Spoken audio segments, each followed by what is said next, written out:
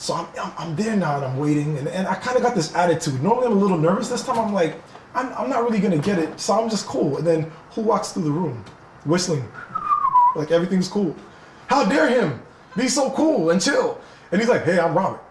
And you know, you do a double take, it's like, no, that's not Robert. But yeah, it is Robert. That's Robert Townsend, right? And he introduced himself to everybody in that room, and then walked into the room, and I'm like, I'm gonna kill my agent. Like, she didn't tell me this. And I found out later she didn't tell me on purpose because she didn't want me to be nervous. So I still had this attitude, okay, well, you know, that's cool, but I'm just gonna go in there and do my thing, you know, forget that it's Robert Townsend. So we get in there, and you know, I do my lines, you know, and Robert's got this look on his face, and I could see it, like something's ticking. And he says, hey man, what you got on underneath that do-rag? You know, he said, take off your do-rag. Okay. What you got on underneath that sweat top, man? Take off your sweat top. And I'm thinking, okay. I'm taking off my sweat top, and nobody's ever asked me to do this. And he said, okay. He started throwing all these things at me. Okay, you know, Sonny just did this, and you feel this way. Go. And I remember he said, one of them was, he said, I want to see you cry. Go. And I'm like, okay. I closed my eyes and I tried to find the place, and I was right there. Like, I felt the tears gonna come. And then I remembered Robert Townsend's looking at me, and it messed me up. But then I said, you know what? To cry, you don't actually have to see tears. It's in here. And I opened my eyes and I just did it. What you doing?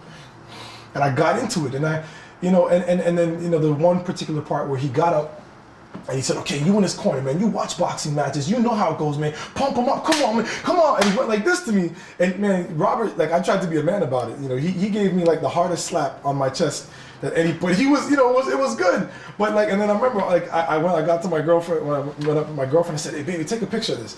And I went like this, and there's an actual picture. I'll email it to you. Okay. There's a picture of the slap mark on my chest, and I'm light skinned. Right, so you know it showed up. You know, I think you could even see his fingerprint and the fingernail. Right, it was hot, but that was Robert Townsend that slapped me, man. Could have cracked up about that. Right, so he's in the back laughing. He's in the back laughing. Edit this shit out. Edit that out. I ain't hit no actor in Canada, man. I'm on the lawsuit, man. Wait a minute, hell no. Cut this out. So anyway, you know, but I went home feeling so good. I was so good, and I admire him so much. I'm saying all this because the window of opportunity was like this. And I said to myself, you know what? And I don't care if I sound like an infomercial, like I'm kissing up or whatever, but I admire Robert so much, and he gave me that opportunity, and I said, I want to make him proud. I want to make him feel like he made the best choice that he could have ever made. And I took it, and I for the next 3 weeks, I listened to 60s music. I did research on the internet. I learned how to tie up boxing gloves. I just did everything I could to make him proud. It was beyond doing a good job. It was making him proud. And that's how much respect that I have for him and what he does.